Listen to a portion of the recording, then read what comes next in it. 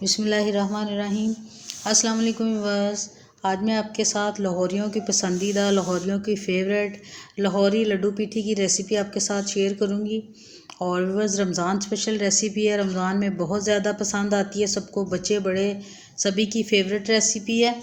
और पकौड़ों समोसों के लिए जो हमें बहुत ज़्यादा मेहनत दरकार होती है, तो व्यूअर्स इसके लिए हमें बहुत ज़्यादा मेहनत भी नहीं करनी पड़ेगी और उससे भी ज़्यादा ये टेस्टी और मज़ेदार सी लाहौरी लड्डू पीठी हम घर पर तैयार करेंगे। और ये इतनी मज़ेदार और टेस्टी बनेगी कि अगर आप पहली दफ़ा इसको बनाएंगे तो मुझे उम्मीद है कि आप इस रेसिपी के फ़ैन हो जाएंगे और फिर तमाम पूरे रमज़ान इसी को बनाना पसंद करेंगे। ये इतनी मज़ेदार और टेस्टी बनती है। तो बस वीडियो शुरू करने से पहले आपसे मेरी रिक्वेस्ट है कि वीडियो अगर आपको अच्छी लगे तो ज़रूर वीडियो को लाइक कर दीजिएगा। और अगर आप मेरे चैनल पर नए हैं तो आपसे मेरी रिक्वेस्ट है कि चैनल को ज़रूर सब्सक्राइब कर लीजिए, ताकि आप मेरे रमज़ान स्पेशल रेसिपीज़ को एंजॉय कर सकें। तो चलिए फिर अपनी आज की इस रेसिपी को बनाना शुरू करते हैं। बिस्मिल्लाहिर्रहमानिर्रहीम। तो सबसे पहले ये इंग्रेडिएंट्स हैं, इनके ऊपर नज़र डाल लेते हैं। ये सूखी खुमानियाँ, इनको मैंने पहले से भिगो के रखा हुआ है। और ये थोड़ी सी इमली ले लिए, एक प्याले के बराबर, इसको भी मैंने पहले से भिगो के रखा हुआ है। और बस ये एक प्याली माश की दाल है, इसको भी 2-3 घंटे से भिगो के रखा हुआ है। और ये चने की दाल है 2 प्याली के बराबर, इसको भी हमने 3-4 घंटे पहले से भिगो के रखा हुआ है। तो सबसे पहले बस इसकी चटनियाँ तैयार करते हैं। इमली की चटनी के लिए जो इमली थी इसको मैंने पहले से भिगो के रखा हुआ था, तो इस तरह अपने फ्राइंग पैन के अंदर डाल लेंगे। और इसको हम गुड़ से बनाएंगे, गुड़ से ज़्यादा मज़े की बनती है, तो इसलिए इसके अंदर ये गुड़ डाल के और थोड़ा सा नमक डाल के तो इसको बस हमने पकने के लिए छोड़ देना है। और कम से कम इसको 15-20 मिनट पकने के बाद अब बस मैं हिला रही हूँ, तो आप देख रहे हैं कि काफ़ी हद तक जो इमली का गूदा है वो अलग-अलग हो गया और इसकी गुठलियाँ अलग हो गई हैं। तो इस स्टेज के ऊपर एक दफ़ा हम इसको छान लेंगे ताकि इसकी गुठलियाँ अलग हो जाएँ। और फिर इसको इमली को एक दफ़ा फिर से हम पकाएंगे। और इसके अंदर व्यूअर्स हमने कुछ भी ऐड नहीं किया, ये सिर्फ गुड़ ऐड किया और नमक और ये इमली। और अब इसका ये इस तरह से पानी हम अलहदा कर लेंगे। और ये मोटी छलनी में छाना है इसको मैंने, ताकि अच्छी तरह से इसका पल्प, इसका पानी जो है वो बाउल के अंदर आ जाए। और इस तरह से गुठलियों को बिल्कुल मैंने अलहदा कर लिया। और अब व्यूअर्स इसको हम फ्राइंग पैन में डाल के एक दफ़ा फिर से पकाएंगे। और उसी फ्राइंग पैन के अंदर इसको मैं एक दफ़ा फिर से डाल लूँगी और इसको हम बस इतना पकाएंगे कि अच्छी सी गाढ़ी हो जाए। आप चाहें तो इसके अंदर कोई फूड कलर भी ऐड कर सकते हैं। तो देखते ही देखते बस ये अच्छी सी गाढ़ी हो जाएगी, तो बस अब मैं इसको नीचे उतार लूँगी जब ये गाढ़ी हो जाएगी।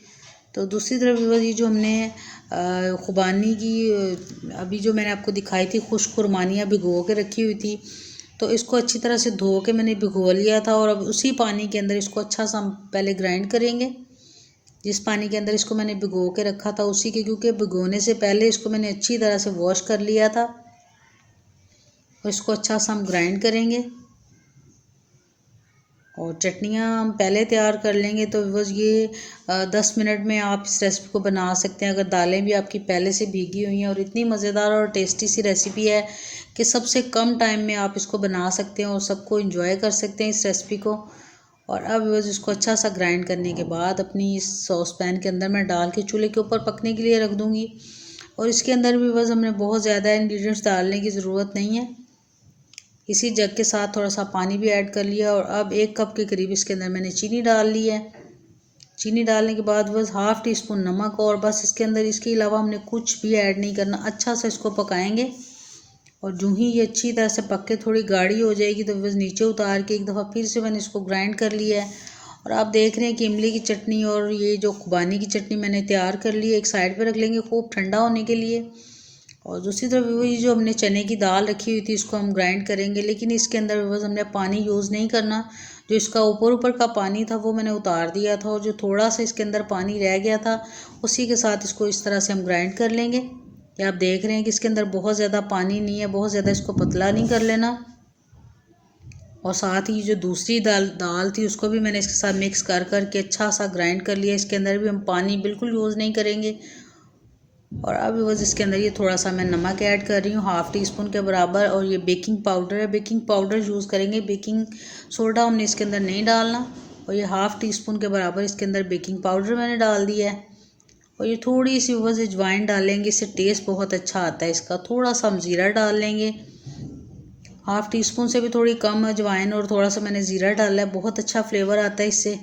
अब इसको अच्छा सा मिक्स करेंगे। बाउल थोड़ा छोटा लग रहा है तो इसको मैं अपने बड़े बाउल के अंदर डाल लेती हूँ।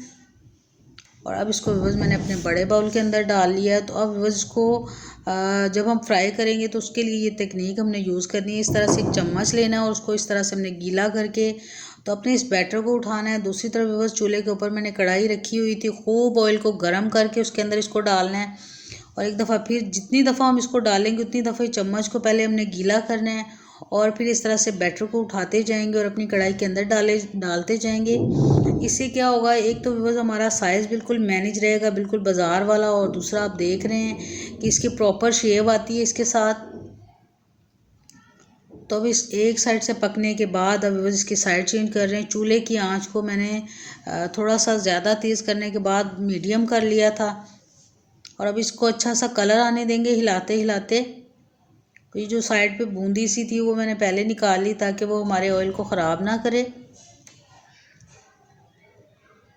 और इसको ग्राइंड करने के बाद बहुत ज़्यादा व्यूअर्स हमने स्टे भी नहीं दिया, फटाफट इसको हम इस तरह से ये बना रहे हैं आपके सामने। अच्छा सा कलर आ गया तो अब मैं इनको बाहर निकाल लेती हूँ। और अच्छा सा कलर आने के बाद ताकि ये अंदर से और बाहर से अच्छी तरह से पक जाएँ तो अब मैं इनको व्यूअर्स बाहर निकाल रही हूँ। और एक बैच मैंने इस तरह तैयार कर लिया और दूसरा बैच भी आपको दिखाने के लिए चम्मच को गीला करके हम जब डालेंगे तो इसकी प्रॉपर शेप आती है। और आप देख रहे हैं कि इनका साइज़ भी बिल्कुल इक्वल रहता है, तो ये बहुत ज़्यादा अच्छे लगते हैं। आप देख रहे हैं कि साइज़ में भी बिल्कुल एक जैसे हैं और ये फूलेंगे भी बहुत अच्छे, इस तरह इनकी प्रॉपर शेप आएगी। तो इसलिए आपने इस स्टेप को बहुत ध्यान से करना है और चम्मच को गीला करके अगर आप डालेंगे तो आपके सारे लड्डू इक्वल बनेंगे और दोनों साइडों से एक जैसे अच्छे से पककर तैयार होंगे। आप देख रहे हैं कितने ज़बरदस्त और बाज़ार वाले बिल्कुल लड्डू हमारे घर पर तैयार मैंने कर लिए हैं। और अब इनको बाहर निकाल लिया। आप देख रहे हैं कि सारों की शेप भी बहुत अच्छी है और अच्छी तरह से पक भी गए हैं। और दूसरी तरफ ये जो चटनी है, इसमें हरी चटनी भी मैंने पुदीना और धनिया और हरी मिर्चें डाल के अच्छी सी ग्राइंड कर ली थी। और ये मैं आपको तोड़ के भी दिखाती हूँ एक केक कितने ये सॉफ्ट और मज़ेदार और अंदर से भी बिल्कुल अच्छी तरह से पके हुए हैं और बहुत अच्छे फूले भी हैं। ये आप अंदाज़ा लगा सकते हैं कितने सॉफ्ट हैं और अंदर से कितने ज़्यादा फूले हुए हैं। तो अब बस इनको हमने पानी वगैरह में भी कोई नहीं डालना है, इसको बिल्कुल इसी तरह हम इस्तेमाल करेंगे। बस थोड़ा सा इनको ठंडा कर लेंगे और थोड़ा सा ठंडा करने के बाद ये जो हरी चटनी मैंने पुदीने की, धनिए की, हरी मिर्चों की बनाई है और थोड़ा सा सादा दही भी रखा है, इसके साथ भी जब ये सारी चटनियाँ मिल जाएंगी तो बड़ा अच्छा सा कम्बिनेशन बन जाएगा, बड़ा अच्छा सा फ्लेवर आता है इसके साथ। और सबसे पहले मैं इसको डाल लूँगी। थोड़ी सी सलाद काट के रखी हुई है, इसमें मैंने सबसे ज़्यादा मूली का इस्तेमाल किया है और मूली और थोड़ी सी गाजर मैंने ली है। बस इसके अंदर आप चाहें तो 2-3 पत्तियाँ पुदीने की भी ऐड कर सकते हैं साबुत। और थोड़ी सी हरी चटनी इसके ऊपर डाल ली है मैंने। और साथ में ये जो चटनी हमने अभी अभी तैयार की है खुश खुबानी की चटनी, बहुत ज़्यादा मज़े की लगती है। इसको मैंने पकाने के बाद एक दफ़ा फिर से ग्राइंड कर लिया था और आप देख सकते हैं इसकी कंसिस्टेंसी कि कितना इसको मैंने पतला रखा है। तो बस इन लड्डू पीठियों में ये पतली ही चटनी बहुत ज़्यादा मज़े की लगती है। और ऊपर से बस इसके ऊपर हम ये इमली की चटनी डाल देंगे और ऊपर से इसके ऊपर जब सलाद डालेंगे तो आप देख रहे हैं कि देख के मुंह में पानी आ रहा है। ये इतने ज़्यादा टेस्टी और मज़े के बनते हैं और सबसे बढ़कर के वो रमज़ान में बहुत ज़्यादा हेल्दी रेसिपी है क्योंकि माश की दाल में गोश्त के बराबर ताकत होती है जो हमने इसके अंदर यूज़ की है। माश की दाल और चने की दाल, और बहुत ज़्यादा इसको लिए आपको झंझट भी नहीं करना पड़ेगा। बस एक दफ़ा बैटर बनाने के बाद आप इनको फ्राई करके तो इस तरह जब मूली इसकी जो है वो ख़ास का कम्बिनेशन इसका टेस्ट बनता है सारा मूली वाली सलाद के साथ। तो जब आप खाएंगे तो बस आप खुश हो जाएंगे और लाहौरियों की इस रेसिपी की दाद दिए बिना आप नहीं रह पाएंगे। ये इतनी ज़्यादा मज़े की और टेस्टी बनती है।